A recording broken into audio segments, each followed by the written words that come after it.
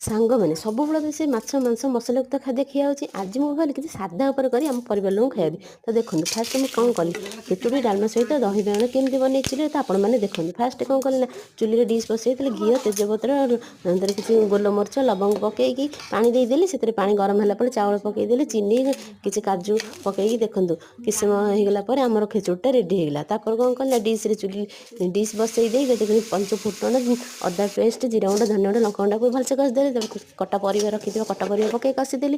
ତା ଦେହରେ ଡାଲି ପାଣି ଦେଇଦେଲି, କିଛି ସମୟ ସିଝିବା ପାଇଁ ଛାଡ଼ିଦେଲି। ଦେଖନ୍ତୁ ସିଝିଗଲା ପରେ ସେଥିରେ ଟିକେ ଘିଅ ପଞ୍ଚ ଫୁଟଣ ଶୁଖିଲା ଲଙ୍କା ଟିକେ ହେଙ୍ଗୁ ପକେଇ ଡାଲମାଟାକୁ ଭଲସେ ଛୁଙ୍କ ଦେଇଦେଲି। ଦେଖନ୍ତୁ ଆମ ଡାଲମାଟା କେତେ ସୁନ୍ଦର ଦେଖାଯାଉଛି। ତାପରେ କଟା ହେଇ ରଖିଥିଲି ବାଇଗଣ ଲୁଣ ହଳଦୀ ଗୋଳେଇକି ରଖିଥିଲି। ସେଥିରେ ତେଲ ଗରମ କରି ବାଇଗଣଟାକୁ ଭଲସେ ଛାଣିଦେଲି, ଦହିରେ ପକେଇଦେଲି। ସେଥିରେ କଡ଼େଇ ବସେଇ ଟିକେ ସୋରିଷ ଭୃଷଙ୍ଗ ପତ୍ର ଦୁଇଟା କଞ୍ଚା ଲଙ୍କା ପକେଇ ଦହିଟାକୁ ଛୁଙ୍କ ଦେଲି। ଦେଖନ୍ତୁ ଆମ ଖାଇବାଟା ରେଡ଼ି। ମୁଁ ଖାଇଲି, ଆମ ଘର ଲୋକ ସମସ୍ତେ ଖୁସିରେ ଖାଇଲେ। ତ ଆପଣମାନେ ଏମିତି ବନେଇ